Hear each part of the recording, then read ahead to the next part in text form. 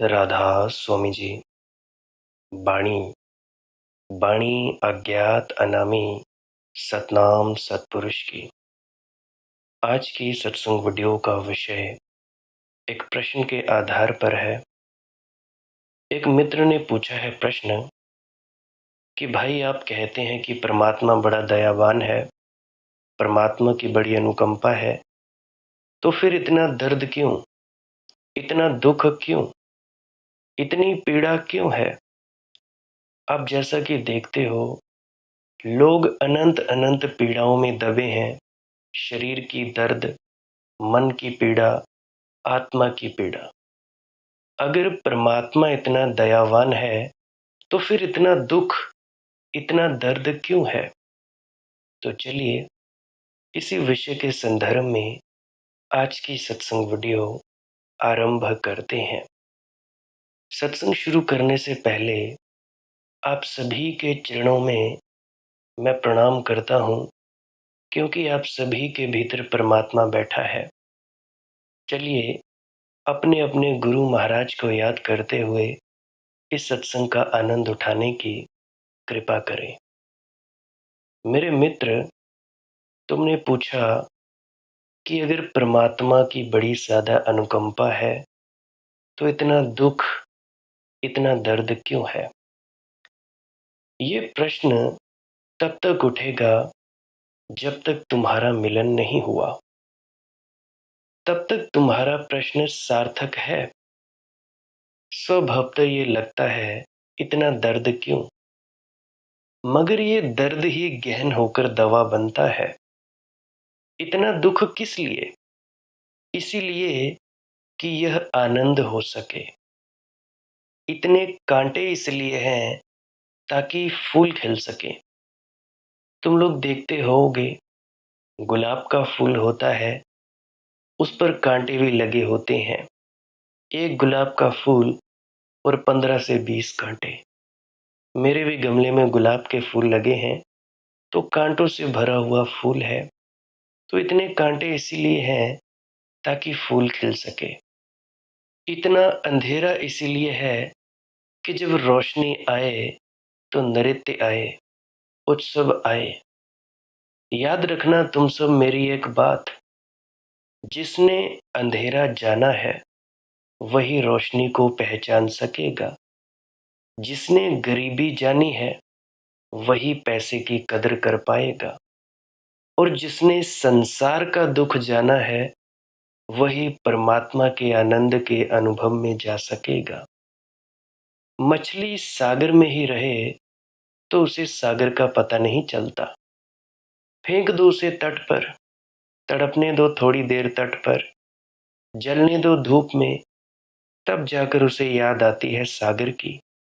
फिर उसे वापस डालो सागर में, तब वह जानती है कि सागर का कैसा अमृत आनंद है।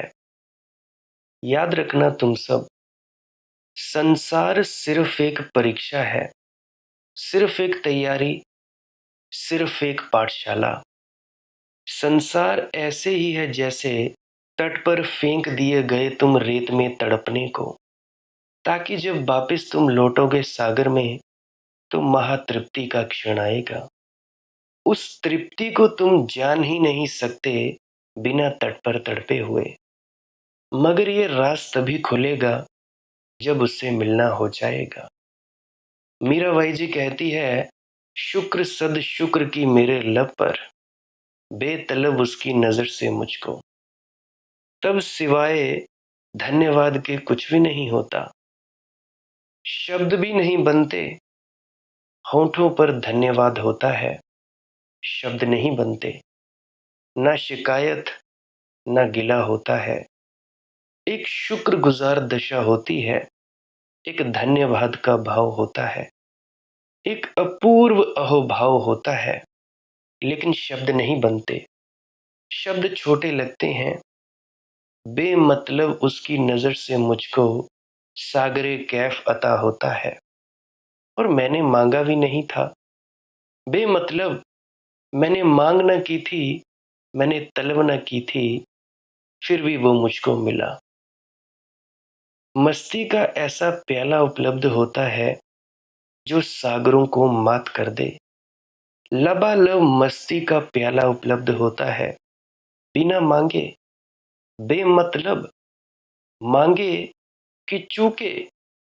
मांगना मत, जैसा कि पिछले सत्संगों में मैंने कहा है आप लोगों को कि मांगना मत। संसार चाहिए तो बेशक मांगना, परमात्मा को उपलब्ध होना है तो सब मांग त्याग दो। कोई भी मांग नहीं रहनी चाहिए, यहाँ तक कि परमात्मा को भी नहीं मांगना है। हाँ, ऐसा तुम सब कर सकते हो। अभी जैसे अभी तुम लोग मांगते हो, धन मांगते हो, पैसा मांगते हो, शोहरत मांगते हो, तो इस मांग को एक मांग में लाया जाए कि ये मांग छूट जाए। तुम लोग परमात्मा की मांग करने लगे, और जब कुछ देर तुम लोग इसमें ढलने लगो, तुम्हें थोड़ी थोड़ी सोझी आने लगे, समझ आने लगे, फिर तुम इस मांग को भी छोड़ दो। यानी अनेकता से एकता की तरफ और एकता से शून्यता की तरफ। तो मैं कहता हूं, मांगना मत। संसार की कोई भी, कैसी भी, किसी भी प्रकार की वस्तु चाहिए हो, मांग लेना, मिलेगी। रोटी मांगोगे रोटी मिलेगी, कपड़ा मांगोगे कपड़ा मिलेगा, मकान मांगोगे मकान मिलेगा, धन मांगोगे धन मिलेगा। कोई भी चीज जो इस दुनिया में तुम लोगों को चाहिए, सब मिलेगा, सिवाय परमात्मा के। तो मांगना मत। मांग को सदा ध्यान रखना, तुम्हारी प्रार्थना में किसी द्वार दरवाजे से मांग ना घुस जाए, नहीं तो प्रार्थना मर जाती है, मांग ही रह जाती है। और मांगने वाला भिखमंगा कभी परमात्मा तक नहीं पहुंचता, मालिक सम्राट पहुंचते हैं। सम्राट से मिलना हो तो सम्राट की तरह जाना होता है, और इस सम्राट की तरह जाने का राज है, महाने चाकर राखो जी, महाने चाकर राखो जी। चाकर रहसूं बाग लगासूं, नित उठ दर्शन पासूं। बिंद्रा बन की कुंज गलिन में तेरी लीला गासूं। चाकरी में दर्शन पाऊं, सुमिरन पाऊं खर्ची। भाव भक्ति जागीरी पाऊं, तीनों बातां सरसी। रमैया मैं तो थारे रंग राती। मीराबाई जी कहती है, तेरे रंग में बिल्कुल रंगी गई, मैं बची नहीं, तू ही बचा। तेरी रंगी कि मैं तो मिट गई। अब मुझे एक और बात याद आती है। कई दफा बहुत से ऐसे साधक हैं और बहुत से ऐसे दीन दरिद्र हैं, कोई गरीबी से लाचार है, किसी को कुछ दुख है तो किसी को कुछ दुख है। उसके लिए थोड़ा सा आप लोगों को बता रहा हूं। पहली बात, जो भी दुख तकलीफ आप लोगों को आती है, वो आती है कर्मों के कारण। क्योंकि जो पाप कर्म किया है, उसका तुम लोगों को फल तो भुगतना ही पड़ेगा। फिर भी कुछ हद तक जहां फांसी लगनी हो, वहां अगर कांटा चुभने से काम चल जाए, फिर तो बात ही क्या।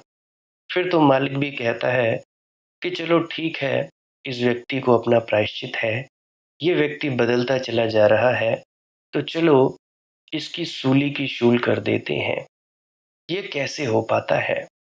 आप लोग बीमार होंगे, बहुत से ऐसे हैं अलग अलग बीमारियों से जूझते हैं, तो मेरे पास चले आते हैं कॉल पर कि यार मनदीप भाई, घुटने दुखते हैं, सर दर्द होता है, मेरे शरीर में दर्द है, ये दर्द है, वो दर्द है। तो यार मनदीप भाई क्या करे? मनदीप भाई के खुद के शरीर में दुख है, मनदीप भाई किसके सामने दुख रोए? पर चलो, कोई बात नहीं, मुझे तो रजा और बहाने में रहना है। क्योंकि अगर इस दुख और पीड़ा को आगे के लिए रखूंगा तो फिर से मुझे भुगतना पड़ेगा। देखिए, कोई भी संत पीर फकीर पैगंबर होता है, उदाहरण के लिए रामकृष्ण परमहंस जी को ही ले लो। जब वे मरे तो मरने से पहले उनको कैंसर हुआ। कैंसर हुआ, कैंसर का दुख भोगना पड़ा। रामकृष्ण परमहंस जी तो, उनको आए तो बहुत वक्त हो गया। उनकी बात तो ऐसे हुई जैसे कई साल बीत गए। अभी मैं मौजूदा सदगुरु बाबा गुरिंदर सिंह जी की बात करने वाला हूँ। उनको भी कैंसर हुआ था। कैंसर हुआ आप सभी जानते होंगे। अगर कोई नहीं जानता तो आस-पास से पूछ लेना, उनको भी कैंसर हुआ था। जब भी किसी संत पीर पैगंबर को इस जन्म के बाद अगला जन्म नहीं लेना होता, तो खाते वही बंद करके जाना पड़ता है। कोई भी कर्म है, उसको पूरा-पूरा भुगत कर ही जाना पड़ता है। प्रारब्ध कर्म है, उनको भुगतना ही पड़ता है। चाहे कोई संत है, पीर है, पैगंबर है, कोई भी महान पुरुष है। स्वामी जी महाराज को भुगतना पड़ा, बाबा सावन सिंह जी को भुगतना पड़ा और भी न जाने कई-कई संत आए। उन सभी को अपना-अपना कर्म फल भुगतना पड़ा। कुछ फल उनको खुद के कर्मों का भुगतना पड़ा, कुछ फल उनको कोई ऐसे आ गया, दया आ गई, चलो ठीक है भाई, तेरा काम हो जाएगा, तू ठीक हो जाएगा, कुछ कर्म उनका भुगतना पड़ा। परंतु ऐसा नहीं है कि संत व्यक्ति हर किसी का कर्म उठाएगा। सोचो ज़रा अगर 100 व्यक्तियों के कर्म उठा लिए, फिर तो संत व्यक्ति उसी वक़्त मर जाएगा। वो कोई लाखों में एक होता है, जिस व्यक्ति के ऊपर दया मेहर करके उसकी पीड़ा हरते हैं। लाखों में एक कह रहा हूँ, तो ध्यान रखना, कर्मों अपनों अपनी के नेड़े के दूर। अगर तुम लोगों ने किसी के पाँव का कुछ भी घटना हुई हो, फ्रैक्चर हुआ हो, घाव हुआ हो, ठीक कर दिया, तो वो घाव तुम लोगों को होगा। रामकृष्ण परमहंस जी को कैंसर नहीं था गले का, उनको गले का कैंसर हुआ। पानी तक पीना उनके लिए बड़ी दुखद घटना थी। पानी भी नहीं पिया जाता था। उनको कैंसर क्यों हुआ था? दरअसल एक व्यक्ति था, उसको शरीर का रोग था, कोढ़ जिसको कहते हैं, शरीर पूरा खराब था। तो किसी ने कहा कि चलो रामकृष्ण के पास जा आओ, तो रामकृष्ण परमहंस जी के पास व्यक्ति गया। कहने लगा कि रामकृष्ण जी, यहाँ पे मुझे खुजली हो रही है, ज़रा खुजला दो। रामकृष्ण जी अपनी मस्ती में खुजलाते-खुजलाते हाथ ही फेर दिया। उसके बाद उसका कोढ़ ठीक हो गया और उसका कोढ़ ठीक हुआ, रामकृष्ण परमहंस जी बीमार हो गए, गले का कैंसर हो गया। ऐसे कभी-कभी मस्ती में आ गए संत महात्मा, वो कर्म लेते हैं, परंतु इसका मतलब ये नहीं कि जिस संत ने तुम हज़ारों लाखों जीवों को नामदान दिया है, सभी का कर्म उठा लेगा। जो व्यक्ति ये कहता है, बिल्कुल झूठा है। कोई व्यक्ति एक दूसरे के कर्म ऐसे नहीं ले सकता। एक व्यक्ति का कर्म भी लेना हो ना, तो उसका भार बहुत ज़्यादा होता है। मैं आप लोगों को कई दफ़ा अपनी आप बीती सुनाया करता हूँ कि आज से 2, 3, 4 साल पहले मैंने उस बच्चे को ठीक किया था। उस बच्चे को ठीक करने की वजह से 1.5 साल मैं उस शक्ति से खाली रहा। मुझे कोई दुःख नहीं था, परंतु फिर भी मुझे वो करंट अपने अंदर फ़ील नहीं होता था, महसूस नहीं होता था, जो चौबीसों घंटे फ़ील होता है। तो उसी तरह से मुझे सज़ा मिली, सज़ा यही मिली और उसके बदले में मेरा जो आने वाला बेटा था, वो भी चला गया। तो ऐसे कर्मों का लेन-देन करना पड़ता है। तो जो भी व्यक्ति मेरी बात सुन रहा है, अगर किसी के भीतर कोई अलौकिक शक्ति पैदा हो रही है, तो ज़रा सावधान। मेरी गलतियों से ज़रूर सीखना। तुम सब शक्ति प्रदर्शन नहीं कर सकते। शक्ति प्रदर्शन करोगे, बिना ज्ञानी हुए मरोगे। तुम लोगों को जिस शक्ति को लेकर अपने भीतर उतरना था, तुम लोगों ने लोगों की वाहवाही लूटने के लिए इस्तेमाल कर लिया, फिर तो तुम शून्य ही होते चले जाओगे। कई हैं, मन पड़ने लगते हैं जी, कि जी तुम्हारे घर में ऐसा हुआ था, वैसा हुआ था, तुम्हारा नाम ये है, तुम्हारे आधार कार्ड नंबर ये है, तुम्हारे पिताजी का नाम ये है। अरे भाई वो तो पहले ही पता है, उसका क्या करेंगे हम? फिर बता देंगे ऐसा होगा, वैसा होगा और कोई पुत्र देने लगता है, कोई कुछ करने लगता है, तो कोई कुछ करने लगता है। देखो, ऊर्जा कमानी पड़ती है, कमाने में बहुत ज़्यादा वक़्त लगता है। ज्ञानी हुए बिना व्यक्ति अगर किसी को ऊर्जा देगा, वही ऊर्जा कमाने के लिए, वही शक्ति कमाने के लिए उसे सालों लग सकते हैं। 1 साल, 2 साल, 3 साल। बड़ी मुश्किल से बूंद बूंद इकट्ठा होती है ये ऊर्जा, और एक बूंद में भी बहुत ज्यादा ताकत होती है।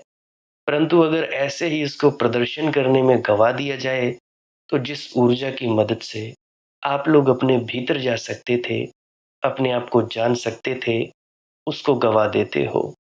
तो मेरी आप लोगों से विनती है, विनती मान लो या सावधान करने के लिए वार्निंग मान लो, जो मर्जी मानना हो मान लो, शक्ति प्रदर्शन मत ही करना, मेरी गलतियों से सीखना। तो मैं कह रहा हूं, जब तक ज्ञानी नहीं हुए तब तक कोई किसी को बताने की कोई जरूरत नहीं है। बाकी व्यक्ति व्यक्ति पर निर्भर करता है कि तुम लोगों को कौन सिखा रहा है, कौन मार्गदर्शन दे रहा है। उसको हम अपना अनुभव बताएं और अपनी अड़चन बताएं, ताकि वो ये जान सके कि हम किधर फंसे हुए हैं। जानकार व्यक्ति जो जानता है, वो आपको बखूबी बता सकता है कि आप इधर इस जगह पे फंसे हुए हैं। आपके बात करने के तरीके भर से वो पहचान जाता है कि भाई आप लोग किस अवस्था में हो। कल ही रात मैंने एक बच्चे से बात की, 9 साल का बच्चा है। तो उसने मुझे अपनी व्यथा बताई कि भाई ये चीज़ें होती हैं। तो उसकी परिस्थिति अनुसार उसको बताया गया कि भाई अब तुम ऐसा करना, अब तुम्हें इस समस्या का सामना नहीं करना पड़ेगा। तो अलग अलग प्रकार के बच्चे हैं, अलग अलग प्रकार के व्यक्ति हैं। अगर कोई मार्गदर्शक आपको मार्गदर्शन दे रहा है, रास्ता बता रहा है, फिर तो पूछने में कोई दिक्कत नहीं है। पर अब किसी की वाहवाही लूटने के लिए, ये बताने के लिए हम बड़े ध्यानी हैं, हम बड़ा भजन सिमरन करते हैं, तब तो भाई तुम लोग अहंकार में फंसोगे। प्रदर्शन के लिए ये बातें नहीं है। याद रखना, जो व्यक्ति खुद को जान जाता है, लगेगा तुम लोगों की भांति, खाएगा पिएगा, बाथरूम जाएगा, लेटरिन जाएगा, सब कुछ तुम लोगों की भांति करेगा। जब तक वो चुप रहेगा, तब तक तुम लोगों को पता नहीं लगेगा कि वो क्या है। कहीं भी चले जाओ, तुम लोगों के बीच में घूमेगा, तब भी तुम लोग उसे नहीं जान पाओगे। तब तक नहीं जान पाओगे जब तक वो जनाना ना चाहे। ऐसे ध्यानी ज्ञानी प्रबुद्ध व्यक्ति की विशेषताएं होती हैं, बिल्कुल साधारण, परंतु कभी कभी उसके पास बैठकर एक शांति सी अनुभव होती है कि हमें बड़ा बढ़िया लग रहा है, अच्छा लग रहा है। मुंह से कभी नहीं कहेगा वो। बाकी आप लोगों की मौज है, शक्ति प्रदर्शन करना है करिए, नहीं करना है ना करिए। तो ये बात तो मैं कह रहा था कर्म फल के ऊपर। हर किसी को कर्म फल भोगना ही पड़ता है। और रही बात तुम्हारी और चीज़ों की, अभी किसी व्यक्ति ने कहा था कि मुझे भाई पैसे की ज़रूरत है, मुझे इसका नंबर बता दो, सट्टे का नंबर। तो भैया मैं ये सब चीज़ें नहीं बताता। विधि के विधान में मैं दखल अंदाजियाँ नहीं करता। तुम लोग ऐसी चीज़ें मांगोगे, बोलोगे, फिर तो तुम लोग किसी हीरे के व्यापारी के पास में जूतियां मांगने आए हो। फिर भी मुझे ऐसा लगता है कि तुम लोगों में ज़्यादा दिक्कतें परेशानियां हैं। वैसे मैं पिछले आज से 6 महीने पहले सत्संगों में इस बात का जिक्र कर चुका हूँ कि दुनिया की कोई भी चीज़ चाहिए तो वो कैसे चाहिए। करना क्या है, चुपचाप आंख बंद करके बैठ जाएं, ध्यान में उतरना शुरू कर दें। कुछ मत करें, धीरे धीरे धीरे शांत होते जाओगे, होते जाओगे, होते जाओगे। जब लगेगा कि हाँ हम इतना शांत हो गए हैं, फिर अपनी अरदास उस मालिक के सामने कर देना। जो अरदास होगी, मालिक चाहे तो तुम्हारी पूरी कर देगा प्रार्थना। जो भी तुम्हारी इच्छा होगी, वो ना चाहे तो ना करे। परंतु इतना मुझे ज़रूर पता है कि वो देने वाला है, सबकी इच्छाएं पूरी करता है। संसार चाहिए तो इस तरह से तुम ले सकते हो। अब इसका मतलब ये नहीं कि तुम लोग किसी के मरने की कामना करो, किसी का नुकसान होने की कामना करो। अगर ऐसा करोगे तो उलट तुम लोगों का ही बुरा होगा। मतलब ये चीज़ भले के लिए ज़रूर इस्तेमाल होती है, बुरे के लिए तो तुम पर ही आएगा। तो जिस किसी को धन चाहिए या घर चाहिए या थोड़ा अच्छा खासा परिवार चाहिए, धन को छोड़ो, खाने को रोटी चाहिए, चुपचाप ध्यान में बैठ जाओ। ध्यान से जो शक्ति पैदा होगी, वो तुम्हारी इच्छाओं को पूरी होने में लग जाएगी। याद रखना, ध्यान की शक्ति वहां पे तुम्हारी इच्छाओं को पूर्ण करने में लगेगी। फिर तुम अंदर में यात्रा नहीं कर पाओगे। फिर तुम लोग मत रोना कि भाई मनदीप भाई, हम लोग अंदर क्यों नहीं जा पा रहे हैं, हमारा मन स्थिर क्यों नहीं हो पा रहा है, अब तक परमात्मा आया क्यों नहीं। फिर तुम रोना मत रोना।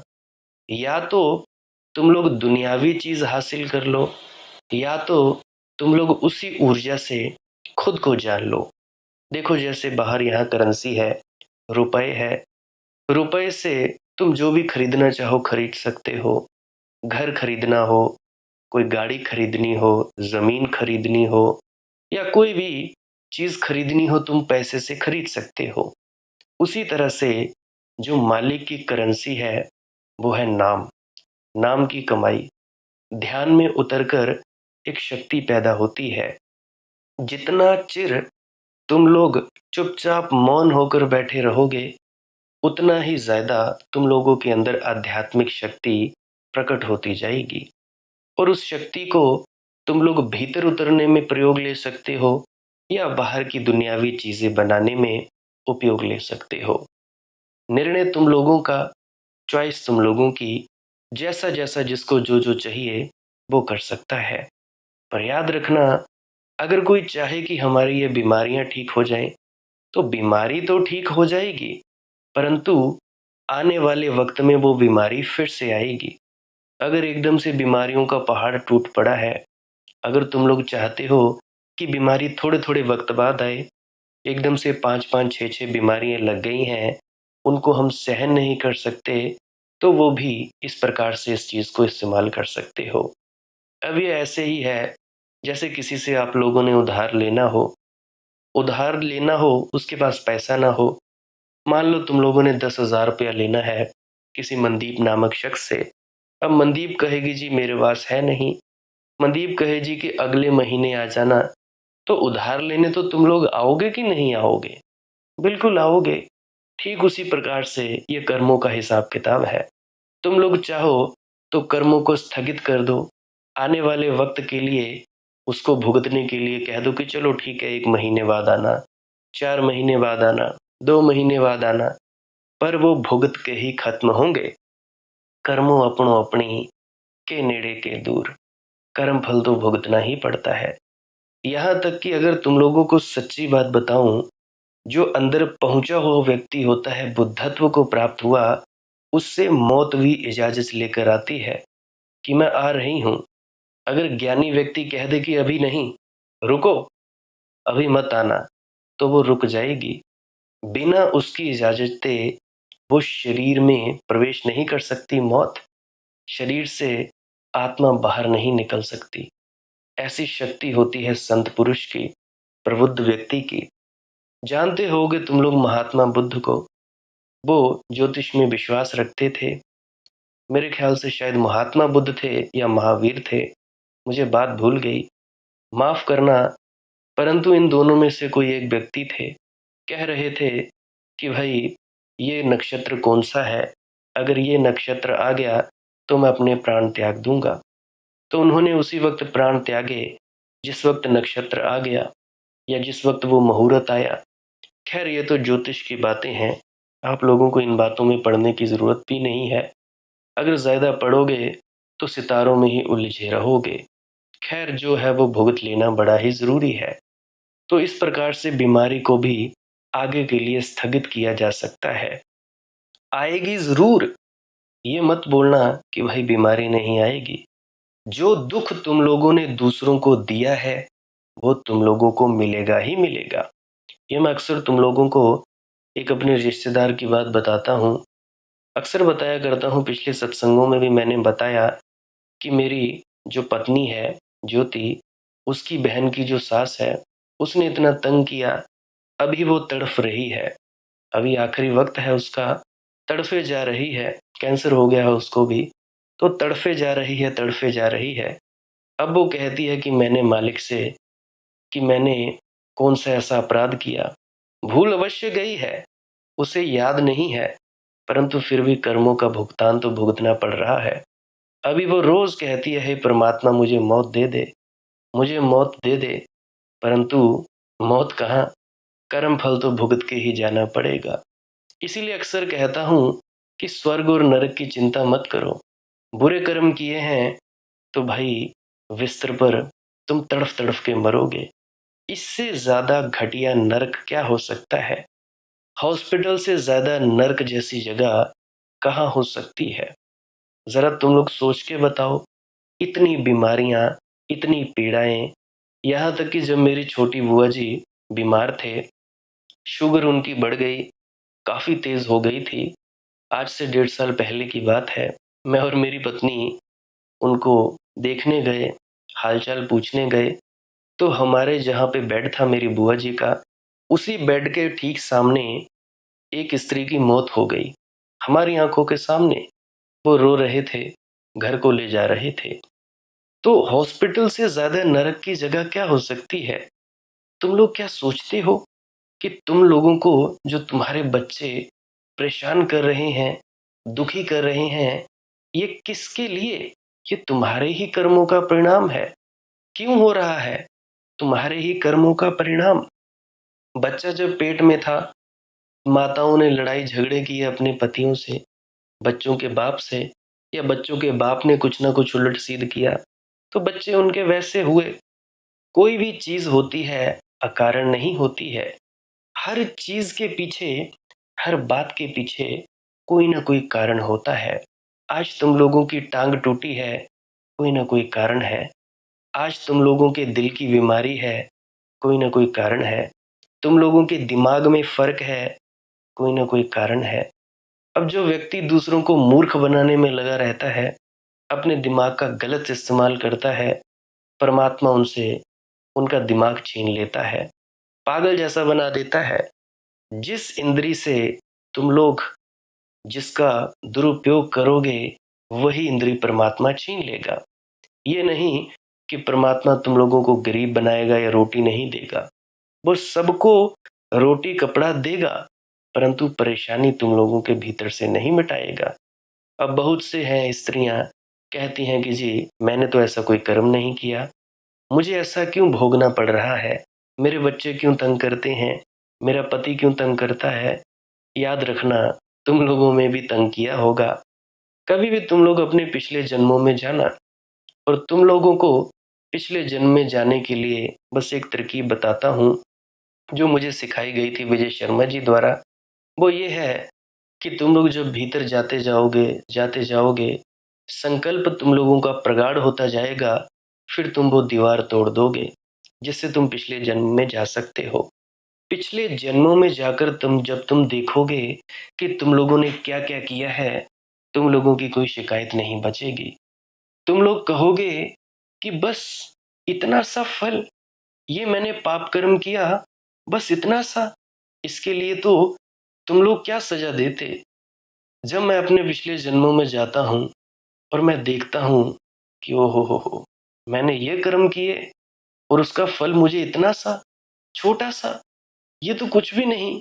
इतना सा दर्द, मेरे पेट में खराबी, मेरी आंखों में खराबी, या मेरे कान सुनना बंद कर गए, या मेरे शरीर में चोट लग गई, बस इतना सा। मैं बहुत शुक्रगुजार होता हूँ मालिक का, कि शुक्र है ये परमात्मा जो तूने मुझे बख्श कर रखा है। अगर इसी कर्म का फल पूरा पूरा मुझे भोगना होता, तब पता नहीं मेरे से ना भोगा जाता। इसी प्रकार से सभी की जिंदगियों में कर्मों के फल आते हैं, दुख दर्द आते हैं, पीड़ाएं आती हैं।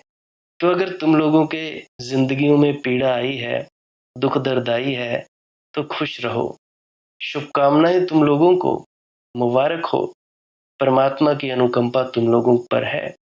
अब जो दुख का वक्त आया है, अब तुम लोगों को अपने भीतर जरूर उतरना चाहिए।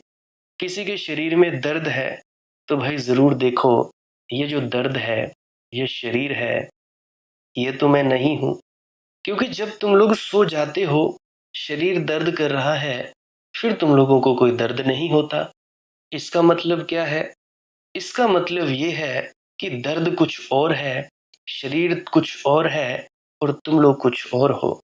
तुम इस शरीर के भीतर हो, और शरीर के भीतर इस शरीर की इंद्रियों के माध्यम से खुशी और गमी, दर्द पीड़ा महसूस कर रहे हो, तो ये तो भाई होगा ही। जब तक तुम इस शरीर में हो, ये दुख दर्द पीड़ा, स्वर्ग और नरक के सुख तुम भोगोगे। अगर कोई अच्छी जिंदगी जी रहा है, स्वर्ग में है। अगर कोई नरकीय जिंदगी जी रहा है, दुख ही दुख है, पीड़ाएं पीड़ाएं हैं, तो उसने जरूर कुछ ना कुछ पाप कर्म किए होंगे, भुगत रहे हैं। और क्या कर रहे हैं? एक तरफ लोहे की जंजीरें और दूसरी तरफ सोने की जंजीरें। पाप करोगे, नरकों में जाओगे। नरकों में जाने से मतलब हॉस्पिटलों में दाखिल होगे, बच्चों द्वारा सताए जाओगे, धुतकारे जाओगे। स्वर्ग का क्या मतलब? अच्छी जिंदगी जियोगे, बढ़िया जिंदगी जियोगे। अगर फिर भी तुम लोग ये पाप और पुण्य जैसे कर्म करते रहे, फिर तो तुम लोगों का आना जाना लगा ही रहेगा। तो करें क्या? निष्काम कर्म करो, अकर्ता भाव में आ जाओ। मैं देखता हूं सभी लोगों को, बहुत सारे ऐसे लोग हैं जो कर्तापन में रहते हैं। अरे मनदीप भाई, मैं ऐसा कर रहा हूँ, होता क्यों नहीं? मैं ऐसा कर रही हूँ, बेटा मनदीप, होता क्यों नहीं? मनदीप कह कह के थक गया कि अकर्ता में आ जाओ, करने में क्यों डटे हुए हो? कर करके जब 30-30 साल कुछ नहीं मिला, तो अकर्ता भाव में आ जाओ ना। क्यों नहीं अकर्ता में आ जाते? क्यों नहीं कुछ ना करने में आ जाते? बस चुपचाप आंख बंद करके बैठे रहो, कुछ भी मत करो। जब तुम लोग कुछ नहीं करोगे, तो अपने आप होता जाएगा जो होगा। तुम्हारे अंदर वो शक्ति पैदा होगी, तुम्हारे दुख दर्द पीड़ाएं, ये जितनी भी चीजें आई हैं, इसको बढ़िया तरीके से सहने में मदद करेगी। क्यों नहीं तुम लोग भीतर जाते? क्यों तुम लोग कर्ता बने हुए हो? मैं करता हूं जी, मैं करती हूं जी। मैं 2.5 घंटे सिमरन करता हूँ, मैं 2.5 घंटे भजन करती हूँ। मैं ना मिटी, मैं ना मिटी। 7-8 8-8 घंटे भी भजन सिमरन कर लिया, क्या फायदा? क्या फायदा उस चीज का? अरे, तुम लोग तो 4-4 5-5 घंटे बैठते होगे। अपनी जिंदगी की बात बताता हूँ। जब मैं अज्ञानी था, मैं ये सोचता था कि चलो, बताया करते थे बाबा सावन सिंह जी के बारे में कि सारी सारी रात भजन सिमरन किया करते थे। मैंने सुन ली बात, मैंने किताबों में पढ़ ली, तो मैंने सोचा कि मनदीप, तुम्हें भी ज्यादा देर बैठना चाहिए। मैं भी बैठने लगा। शुरू में 1.5 घंटा हुआ। सबसे पहली बार की बात बताता हूँ तो मैं 5-10 मिनट बैठा करता था। वक्त बढ़ता गया, तो पता ही नहीं लगता था कि 3 से 4-5 घंटे कहाँ गए। 8-8 घंटे बैठने लगा, 10-10 घंटे बैठने लगा, सारी सारी रात बैठने लगा। फिर मुझे पता लगा कि यार मनदीप, मिला तो कुछ नहीं। अहंकार जरूर पैदा हो गया, अपार शक्तियां तुम्हारे अंदर आ गई। मन को काबू करके तुम दूसरे के मन को कर लेते हो काबू, मन पढ़ लेते हो, ऐसे बादलों को बुलाकर बारिश करवाने लगते हो। ऐसी वैसी रिद्धियां सिद्धियां प्राप्त हो गई। मिला तो कुछ नहीं, मिला तो कुछ नहीं, शांति नहीं आई। 8-8 10-10 घंटे बैठने का फिर फायदा क्या हुआ? मैं अपने मन में सोचने लगा। फिर कुदरती विजय शर्मा जी की मुझे वीडियो आई, अक्सर बताया करता हूँ। तो उनकी वीडियो आई, उन्होंने कहा कुछ मत करो। मैंने फिर क्या किया, भजन सिमरन करना छोड़ा। 1-1.5 महीना मैंने कुछ नहीं किया। उसके बाद फिर से मैं बैठता। जब मेरा दिल करता, मैं बैठ जाता। जब मेरा दिल करता, मैं नहीं बैठता। धीरे धीरे मैं अपने आपे में आता गया। अपने आपे में आते आते आते आते और एक दिन बात बन गई। और जब बात बन गई, फिर शांति आई।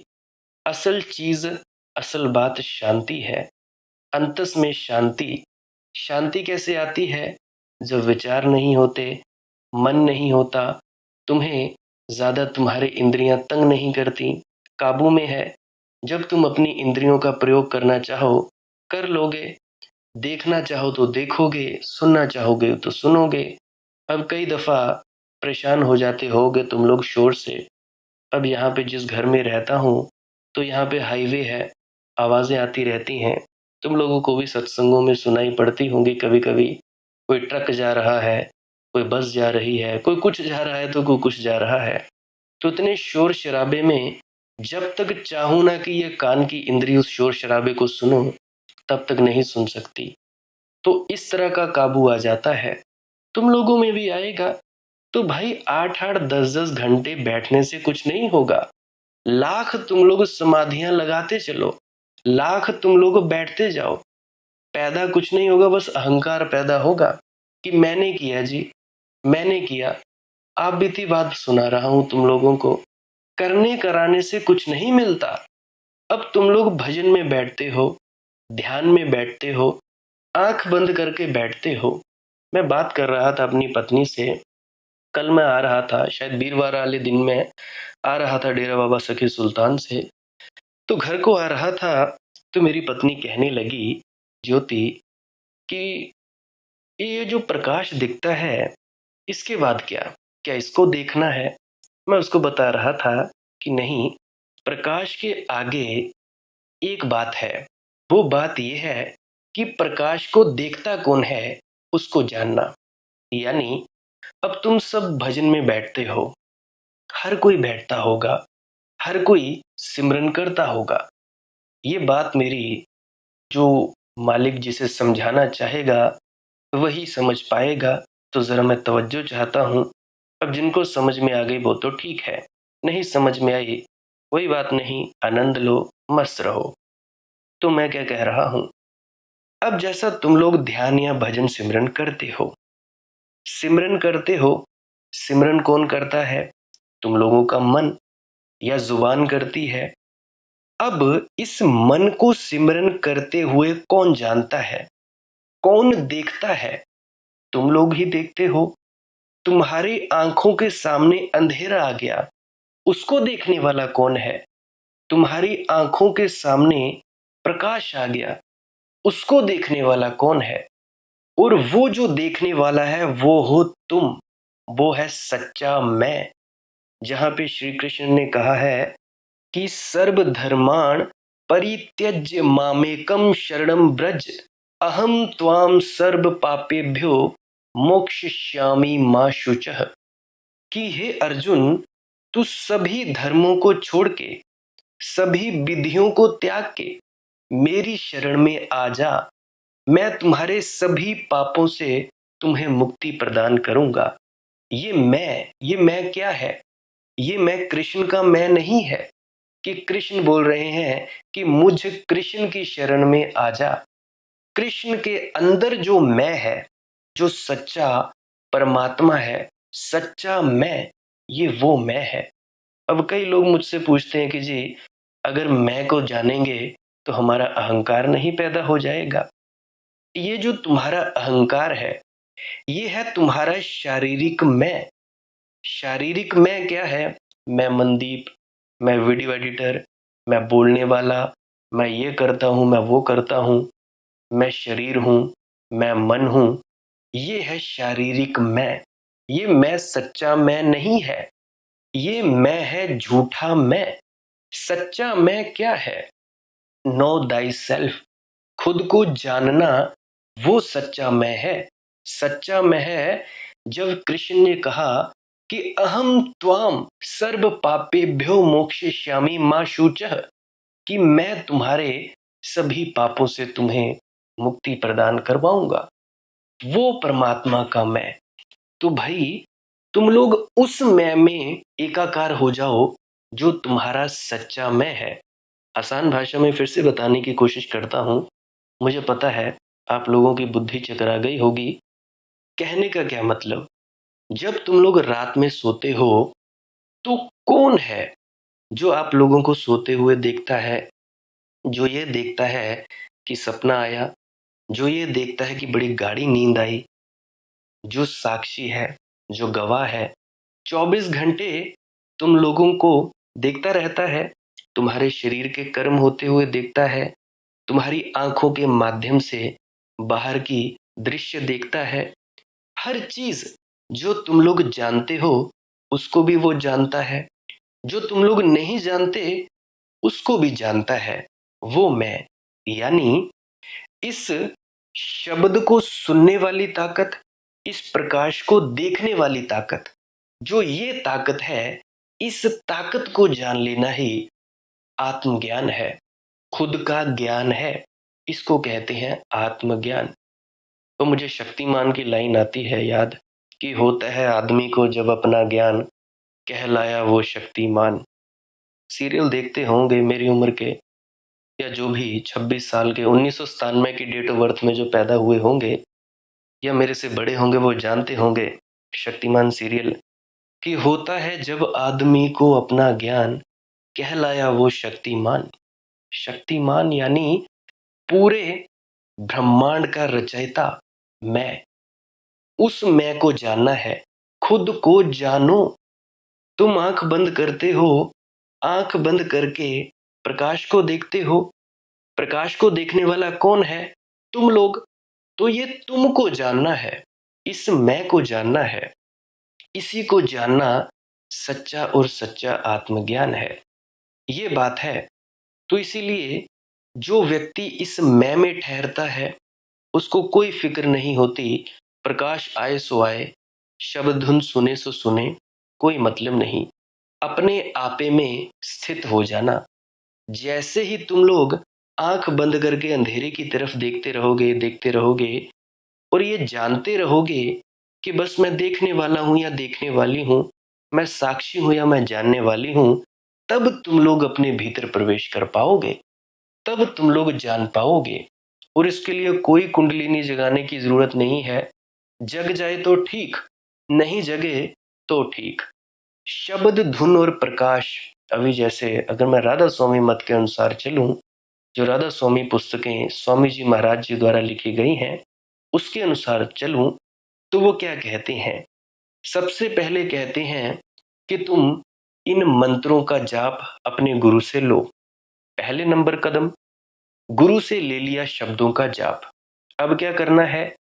गुरु को अपना परमात्मा मानो, इष्ट मानो, उसको ही सब कुछ मानो, पूर्ण पुरुष मानो। काहे के लिए? ताकि एकाग्रता प्राप्त हो सके। एकाग्रता प्राप्त क्यों करनी है? दूजा कदम, ताकि शब्द धुन सुन सके और प्रकाश को देख सको। प्रकाश को देखना जब शुरू कर दोगे तो समझ लेना कि एकाग्रता में आ रहे हो। एकाग्रता में आ गए, अब तुम लोगों ने छलांग लेनी है अपने साक्षी भाव में, अपने आपे में, कि जो इस प्रकाश को देख रहा है उसको जानना है। इस तरह से धीरे धीरे मंजिल दर मंजिल आप लोग अपने भीतर उतरते जाओगे, या यूं कह लो आप लोगों की अवस्था बदलती जाएगी, या रूहानी मंडलों की सैर करते जाओगे। अब रूहानी मंडलों की सैर से मतलब ये नहीं तालाब दिख जाएं, बत्तखें दिख जाएं, पहाड़ दिखेंगे ना, इन सब में उलझने की जरूरत नहीं है। सीधा हमारा मार्ग है कि हम लोगों ने खुद को जानना है, बाकी हमें कोई चीज से लेना देना नहीं है। अब मान लो मैं यहाँ पे झलेड़ा में बैठा हूँ, यहाँ पे ऊना बस स्टैंड जाना हो तो 3 किलोमीटर दूर है इधर से। अगर मैं एक्टिवा पर बैठा, अगर मैं इधर उधर झांकता रहा, क्या आया, अच्छा ये दुकान आ गई, अच्छा ये दुकान है, अच्छा गमलों वाले आ गए, ये आ गए, तो मैं जहाँ पे पहुँचना है मुझे बस स्टैंड, 3 किलोमीटर का रास्ता है, 10 मिनट का रास्ता, तो वही 10 मिनट के रास्ते को मैं 2 घंटे लगा दूंगा, एक एक दुकान पे रुकूंगा। तो उसी तरह से तुम लोग मेरी एक बात ख्याल रखना, अंतस में उतरना है, रूहानी चढ़ाई करनी है। तरक्की से मतलब एक वक्त आएगा तुम लोगों का चिदाकाश खुल जाएगा। चिदाकाश से मतलब तुम लोगों को प्रकाश ही प्रकाश दिखाई देगा, पूर्णतया प्रकाश, और शरीर से आउट ऑफ बॉडी एक्सपीरियंस अनुभव होगा, बाहर निकलने वाला। वैसे समझाने का ये मसला तो है नहीं, मुझे समझ नहीं आ रहा है कौन से शब्दों का प्रयोग करूं, क्या करूं, माफ करना, समझाने में असमर्थ हूं। तो मतलब कि शरीर से एकदम से ऊपर की तरफ खींचे चले जाओगे, खींचते जाओगे तो आप लोगों को अनुभव होता रहेगा। माफ करना, शब्दों में उतार नहीं पा रहा हूं, मुझे शब्द नहीं मिल रहे हैं, क्या बोलूं और क्या ना बोलूं। कहने का मेरा मतलब अपना सिर्फ एक लक्ष्य है, खुद की पहचान, खुद को जानना है, बस, बात खत्म। बाकी जो होए सो होए, जो होता होता रहे, अपने आप को कोई लेना देना नहीं है, कुछ भी हो जाए। तो मैं बात शुरू की थी कर्मों से, दुख दर्द से। तो जिस किसी के भी दुख दर्द हैं, कर्म है, या कोई धन है, किसी को धन की कमी है, रोटी नहीं जुड़ती, किसी को कपड़े नहीं जुड़ते, या कोई भी दुख तकलीफ है, चुपचाप आंख बंद करके बैठो, अंदर उतर जाओ और बस अरदास कर दो। चाह रखो, प्रगाढ़ चाह, शिव संकल्पम मस्तु। यानी अपने वो चीज जो चाहिए उसको पूरी तरह से शिद्दत से चाहो, धीरे धीरे धीरे धीरे वो चीज मिल जाएगी। मालिक चाहेगा, अगर तुम लोगों की किस्मत में होगी तो देगा, नहीं होगी तब भी कुछ ना कुछ तो देगा ही देगा। बाकी मालिक की मौज है, उसके द्वारा बनाई गई सृष्टि है, कानूनों से तो बाहर है। उसकी मौज, नियम कानून तोड़ना तो तोड़ दे, नहीं तोड़ना चाहे तो ना तोड़े। परंतु आप लोगों को जो दुनियादारी की चीजें चाहिए इस तरह से हासिल हो सकती हैं। परंतु धन केवल उतना ही है, अगर 2 रुपए कमाए, 1 रुपए की दुनियादारी की चीज ले ली, वही फिर 1 रुपया बचा। तुम लोग निर्णय कर लेना कि तुम लोगों को क्या चाहिए। छोटी मोटी चीजें चाहिए हों, लेते जाना, परंतु भजन सिमरन जरूर करते जाना। अगर मान लो तुम लोगों को नहीं चाहिए परमात्मा, दुनिया ही चाहिए, ध्यान में जरूर उतरते रहना, भजन सिमरन जरूर करते रहना, अवश्य मिलेंगी। क्योंकि बड्डा दाता देंदा दे लेंदा थक पाए, जुगा जुगंतर खाई खाए। तो मैं बात कर रहा था मीराबाई जी की। मीराबाई जी कहती हैं, रमैया मैं तो थारे रंग राती, कि मैं बिल्कुल तेरे रंग में रंगी गई, मैं बची नहीं, तू ही बचा, ऐसी रंगी कि मैं तो मिट गई। मीरा मिट गई, अब मीरा की जगह परमात्मा ही है। रमैया मैं तो थारे रंग राती, तेरे प्रेम में पक गई, तेरा प्रेम ही बचा। मैं का कोई भाव नहीं उठता अब, मैं हूं ये बात भी नहीं उठती, तू ही है। औरों के पिया परदेस बसत हैं, लिख लिख भेजें पाती। पाती कहते हैं चिट्ठी को। औरों के प्रेमी हैं, वे परदेस बसते हैं, दूर देश में बसते हैं, वे उन्हें चिट्ठियां लिखती हैं। मैं तुझे कैसे चिट्ठी लिखूं, मीराबाई जी कहती है। नाचती हूँ, गाती हूँ, लेकिन चिट्ठी नहीं लिख पाती, क्योंकि पिया हृदय में बसता है। यही बात गुरु साहिबान स्वामी जी महाराज अक्सर फरमाया करते थे कि गुरु को किधर ढूंढे, गुरु को तेरे हृदय में वसे।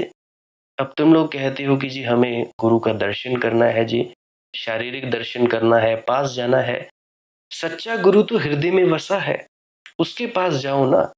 जिस गुरु की सहायता तुम्हारा भी, जो जिस गुरु ने नामदान दिया है वो लेता है, जिस गुरु से सहायता तुम लोग भी उस गुरु से क्यों नहीं लेते हो। अब अक्सर मुझसे कई लोग पूछ लिया करते हैं कि क्या तुम्हें अथॉरिटी है, क्या तुम्हें बाबा जी महाराज की अथॉरिटी है। अरे भाई, जो अथॉरिटी उनको मिली है, जिस मालिक द्वारा उनको आदेश मिलता है, उसी मालिक द्वारा मुझे मिलता है। मुझे किसी अथॉरिटी की क्या जरूरत। सभी जुड़े हुए हैं, एक है। तो जो उनकी मौज मेरी मौज। जिस दिन वो बोलेगा कि मनदीप बस कर ये बकवास, बंद कर दे, अपना क्या है, झोली चिमटा उठाकर कहीं और चल देंगे, बंद कर देंगे। मुझे क्या लेना देना है फिर। तुम जानो, तुम्हारा काम जाने। अपने आप को फिर कुछ लेना देना नहीं है। गुलाम की औकात नहीं होती मालिक के सामने कुछ बोले। तो भाई, जो होता है मालिक की मौज से होता है। तो जिस गुरु से, गुरु कह रहा हूं इधर मैं परमात्मा से, जिस परमात्मा से तुम्हारा देह स्वरूपी रूप गुरु हुक्म लेता है, उसी से तुम लेना शुरू कर दो। वो है सच्चा गुरु। अब एक भाई साहब ने कमेंट किया था, बहुत पुरानी वीडियो थी, उसमें कहते हैं कि भाई गुरु नहीं लेता, लोगों को मूर्ख बनाना बंद करो। तो उसका मतलब ये था समझाने का कि अंतस में जो गुरु प्रकट होता है वो दाढ़ी मूछ वाला महात्मा नहीं होता। जब तक ये शक्लें और पदार्थें हैं, शारीरिक रूप हैं, तब तक तुम लोग अपने भीतर नहीं गए हो। तब तक जान लेना, ये मानसिक छवियां हैं, ये मन का ही रूप है। तुम लोग बड़े खुश होते हो, परंतु इससे भी आगे जाना होता है, आगे छलांग लेनी होती है। माना कि प्रकट हो गया स्वरूप, वेरी गुड, पर ज्यादा बातें मत करो। बातें करने में उलझोगे, उलझ ही जाओगे। मैं कई ऐसे संतों को जानता हूँ जो कहते फिरते हैं कि अगर ये लोग ना हो तो भाई मुझे अपनी भजन बंदगी में पूरा करने में मौका मिले। और याद रखना, पूर्ण संत जो अपने भीतर पहुंच गया होता है वो भजन सिमरन नहीं करता। उसको जरूरत ही नहीं पड़ती। काहे को भजन सिमरन करना? जो हासिल करना था वो कर लिया, जान लिया खुद को। अब एक बार अगर किसी ने खुद को जान लिया तो उसको भजन सिमरन करने की जरूरत ही नहीं है। हाँ, अगर किसी को कुछ देना हो तब वह ध्यान में जरूर बैठता है, अपने भीतर जरूर उतरता है, ताकि ऊर्जा का सतत प्रवाह दिया जा सके। वैसे तो चलता ही रहता है। कॉस्मिक एनर्जी जो ब्रह्मांड की ऊर्जा है, भीतर प्रवेश सतत करती रहती है, कमी तो नहीं होती। फिर भी वो भजन सिमरन उनको करने की जरूरत ही नहीं पड़ती। मेरे पिया मेरे हृदय वसत हैं, रोल करूं दिन राती। मीराबाई जी कहती हैं, गूंज उठाती हूँ, गुनगुनाती हूँ, लेकिन संवाद तक करना मुश्किल है, क्योंकि अब मैं और तू दो ना रहे, एक हो गए। यह एकता ही भक्ति की परिपूर्णता है।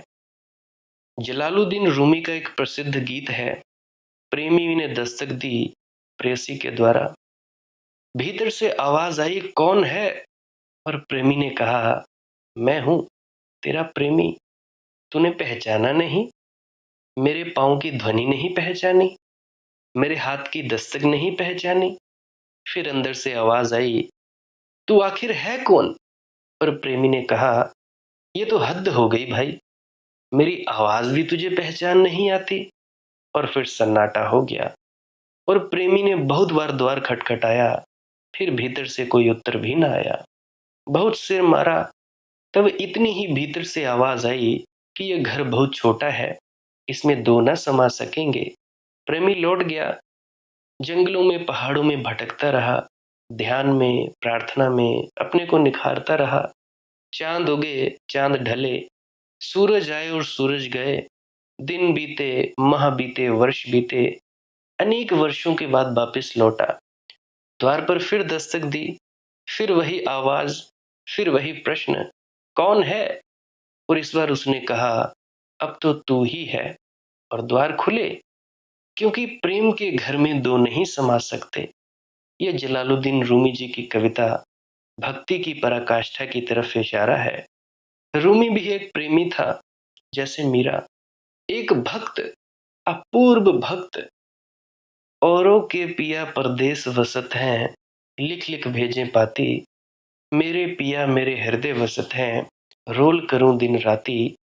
चूबा चोला पहर सखीरी, मैं झुरमुट रमजा जाती।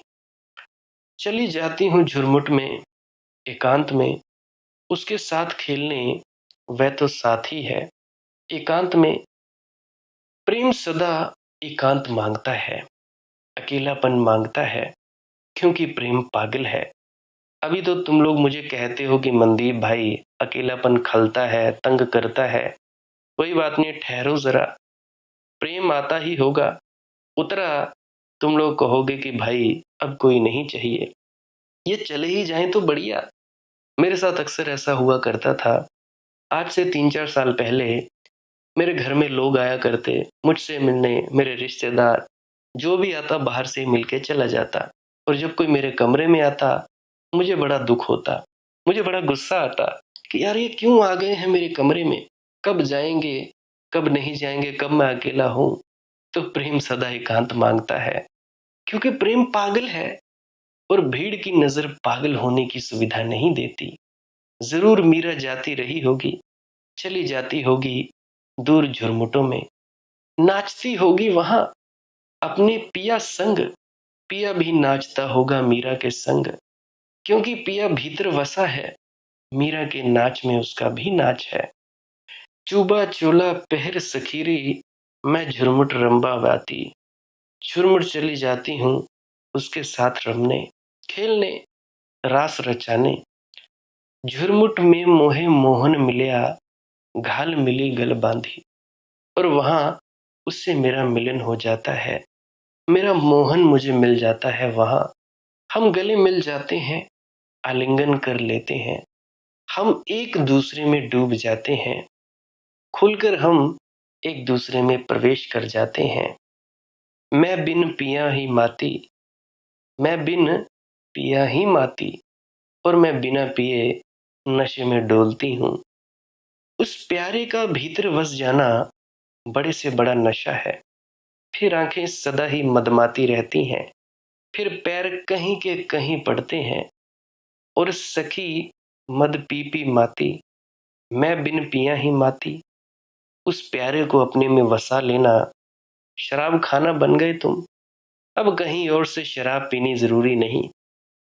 याद रखना, शराब आदमी पीता है अपने को भुलाने के लिए, विस्मरण करने के लिए। जिसे प्यारा मिल गया भीतर, वह तो मिट ही गया। अब भुलाने को कोई बचा नहीं, एक गहन नशा छा जाता है। लेकिन नशे की खूबी है, भक्त का नशा ऐसा है, नशा भी होता है, होश भी होता है। होश को बढ़ाता है भक्त का नशा। संसार में जो लोग हैं, वे तो होश में भी होते हैं तो नशे में होते हैं। एक तरह की मूर्छा, एक तरह की निद्रा तंद्रा घेरे रहती है। भक्त नशे में भी होता है परमात्मा को पीकर, फिर भी उसके जीवन में एक होश रहता है। भूल उससे नहीं होती, पैर डगमगाते हैं, लेकिन गलत रास्तों पर नहीं जाते। हाँ, ऐसा हो सकता है रसोई घर में कभी चीजें उल्टी सीधी गिर जाएं, कुछ का कुछ हो जाए, पता ना लगे, लेकिन गलत रास्तों पर नहीं जाता। नाचता है, लेकिन सदा सही की दिशा में घटना घटती है और घटती ही चली जाती है। चाहूं तो अपने हाथ से अमृत पिलाए तू, चाहूं तो अपने हाथ से अमृत पिलाए तू, दुख है कि फिर भी जहर पिए जा रहा हूं मैं। लेकिन पी तुम जहर रहे हो। अहंकार से जहर ही झरता है, अहंकार से अमृत की कोई पहचान नहीं होती।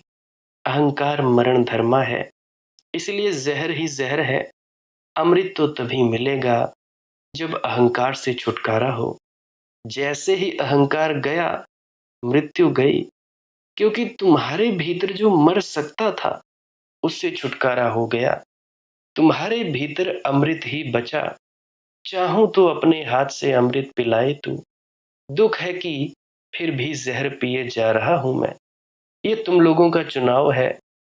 मीरा उस जगह पहुंच गई है जहां प्यारा खुद अपने हाथ से अमृत पिला रहा है, और अब ऐसा नशा चढ़ा है जो उतरना नहीं जानता।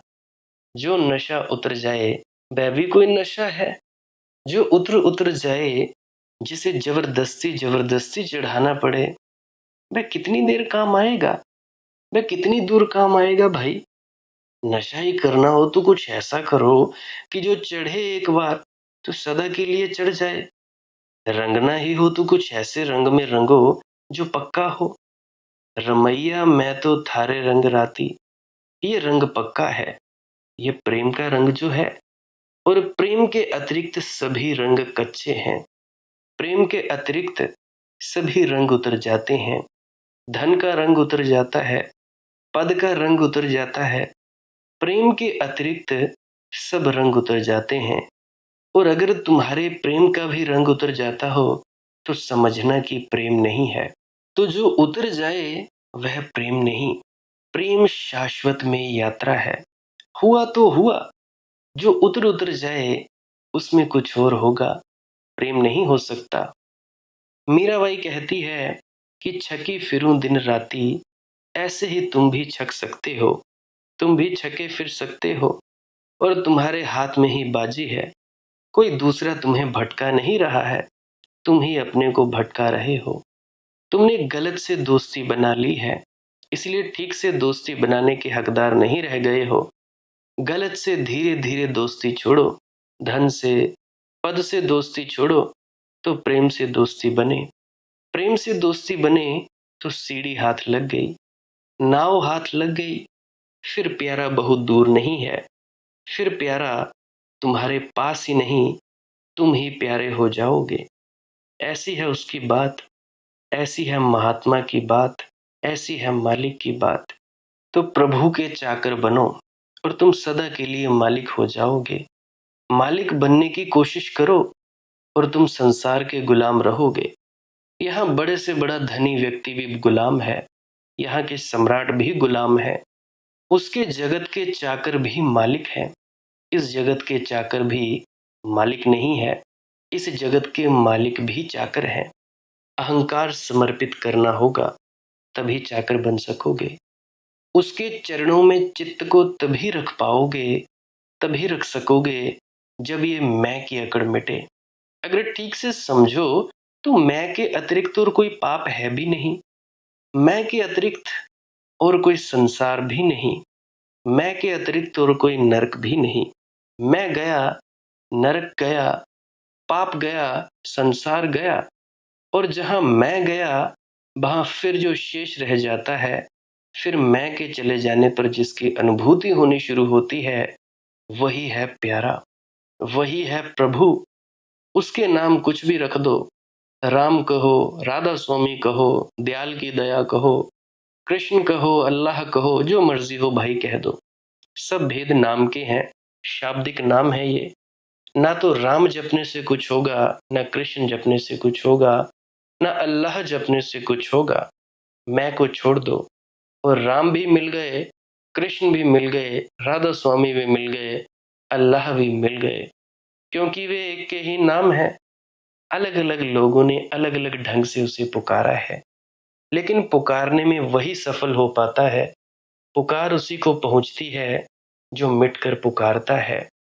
चाकर होने की कला सीख लो तो भक्ति की कुंजी तुम्हारे हाथ में आ गई। और भक्ति से मिलता हो तो किसी और ढंग से पाने की जरूरत नहीं। और ढंग नंबर 2 है, जब इतनी मस्ती से मिलता हो तो रो रो कर क्या पाना। जब नाच नाच कर मिल जाए तो तप योग की व्यर्थ झंझटों में क्यों पड़ना, उस गोरख धंधे में क्यों पड़ना भाई। जब सिर्फ गुण गाने से मिलता हो, जब इतनी सरलता से मिलता हो, सहजता से मिलता हो, तो फिर अड़चने क्यों मोल लेनी। लेकिन ख्याल रखना, तुम्हारा अहंकार अड़चने मोल लेने से सदा उत्सुक है, सरलता से नहीं जाना चाहता। क्योंकि अहंकार हमेशा चुनौती पसंद करता है। योग पसंद आता है अहंकार को, तप पसंद आता है, तपश्चर्या पसंद आती है, क्योंकि वहां अहंकार को कुछ करने को मिलता है। और जब भी कुछ करने को मिलता है, कर्ता भाव में आए, अहंकार मजबूत होता चला जाता है। भक्ति पसंद नहीं आती अहंकार को, अहंकार को बात ही नहीं जंचती, क्योंकि भक्ति में करने को कुछ है नहीं, समर्पित हो जाना है। भक्ति में करने की बात ही नहीं है, अकर्ता हो जाना है। भक्ति में तो परमात्मा करता है, भक्त सिर्फ झेलता है। जहां ले जाता है चला जाता है। भक्त तो सिर्फ हाथ परमात्मा के हाथ में दे देता है, कहता है फिर जैसी तेरी मर्जी। इसीलिए अहंकार को भक्ति में रस नहीं होता। और तुम्हारे भीतर जो अहंकार है, वह भी तुमसे कहेगा भक्ति नहीं जी, योग करो, तप करो, जप करो, व्रत उपवास करो, तो कुछ हुआ, तो कुछ हो। भक्ति में क्या है, नाचे गाए, इसमें क्या होगा। मेरे पास लोग आ जाते हैं, कहते हैं ये श्वास क्रिया से क्या होगा। भाई तुम कहते हो घर में नाचो गाओ, कुछ कलात्मक चीज करो, उससे क्या होगा। अब उन लोगों को क्या पता, जिनके पास है उन्हें और दिया जाएगा, और जिनके पास नहीं है उनसे वह भी छीन लिया जाएगा जो उनके पास है। आज का सत्संग में बस इतना ही। बाकी कमेंट सेक्शन में अपना सवाल पूछ सकते हैं। पुरानी वीडियोस को अवश्य सुने ताकि आप लोगों को मदद मिल सके। आप लोग इंस्टाग्राम, टेलीग्राम, फेसबुक, वहाँ पे भी प्रश्न पूछ सकते हैं। सर्च करें वहाँ पर मालिक की मौज सत्संग, अपना प्रश्न निजी पूछ सकते हैं। श्वास क्रिया किया करें, भजन सिमरन किया करें। भजन सिमरन के 2 अंग हैं। पहला अंग है सिमरन करना ताकि एकाग्रता मिल सके, और दूसरा अंग शब्द धुन सुनना या ध्यान में बैठना, भजन में बैठना। पहले नंबर पे करते जाओ सिमरन, शब्दों का जाप करते जाओ। दूसरे नंबर पे शब्दों का जाप बंद कर दो, बस चुपचाप भीतर उतर जाओ। शब्द धुन सुने तो सुने, नहीं तो आंखों के भीतर अंधेरे में ही ठहरे रहो। बस देखते रहो जो कुछ नहीं दिखता उसमें देखते रहो, बस इतना ही करना है। और ना कुछ देखने की चेष्टा करो, जो दिखता है बस देखते जाओ, अपने आप ही में रहो, कोई भी इच्छा मत रखो। इच्छा में आओगे तो भाई कुछ नहीं मिलेगा, इच्छा से मुक्त हो जाओगे तब भाई जो होना होगा वो हो जाएगा। श्वास क्रिया भी किया करें, नाक से सांस लेना है, मुंह से छोड़ना है। इस क्रिया को रोज किया करें 15 से 20 मिनट। जैसे ही रुकें उसी वक्त आप लोगों ने ध्यान में बैठ जाना है, चुपचाप शांत होकर, मौन होकर, और कुछ नहीं करना है। और ये जो तुम लोग आ जाते हो, भाई ऐसा नहीं हो रहा, वैसा नहीं हो रहा, अब यार भाई करे क्या, कोई घोट के तो पिलाना नहीं। मैं रास्ता बता सकता हूँ या कुछ तुम लोगों को शब्दों के माध्यम से ऊर्जा फेंक सकता हूँ, और अगर तुम लोगों का बर्तन ही उल्टा हो, मैं क्या करूं? बर्तन सीधा कर लो ना, जो मैं कहता हूं कर लो, ऊर्जा भी ग्रहण हो जाएगी। मैं कहता पुरानी वीडियोस भी सुनते जाओ, तुम लोगों को कहीं जाने की जरूरत ही नहीं पड़ेगी। जहां भी हो, जिधर भी हो, जिधर बैठे हो, बस अपनी मौज में बैठे रहो, किसी एक कोने में, बस बात खत्म। चुपचाप होकर, मौन होकर बैठा करो। प्रेग्नेंट लेडीज बिल्कुल ना करें इस श्वास क्रिया को, और जिनको दिल की जो बीमारियां हैं, गोलियां खाते हैं, वो भी ना करें। उनके अलावा सब करें। नींद नहीं आती तो कर लें, डिप्रेशन है तो कर लें, बच्चे पढ़ाई लिखाई में कमज़ोर हैं तो कर लें, सब करें। बाकी लाइक कर सकते हैं इस वीडियो को। अगर आप जी को कुछ सीखने को मिला है, कमेंट सेक्शन में राधा स्वामी लिखें। सब्सक्राइब कर सकते हैं इस चैनल को अगर रोज़ रोज़ नए नए सत्संग सुनना चाहते हैं। सत्संग का वक्त रहता है सुबह 5 बजे। जो कोई खुशकिस्मत भाग्यशाली जीव है, सुनना चाहे सुन सकता है, या यूट्यूब पर सर्च ज़रूर कर लिया करें, मालिक की मौज सत्संग। जो भी नया सत्संग होगा वो आप जी को मिल जाएगा। ना मिले तो चैनल पर क्लिक करके वीडियोस वाले ऑप्शन में जाकर वहाँ पे आप जी को मिल जाएगा। आप लोग मुझे इतने अंत तक सुनते हो, इतने अंत तक सुनने के लिए आपका बहुत बहुत शुक्रिया, बहुत बहुत धन्यवाद। मुबारक हो, आप लोगों के भीतर उस परमात्मा ने विराजमान किया, उस ऊर्जा को आपने ग्रहण किया। धन्यवाद आपका। अंत में आपके भीतर बैठे परमात्मा को प्रणाम करता हूँ। मेरा प्रणाम स्वीकार करें। राधा स्वामी जी।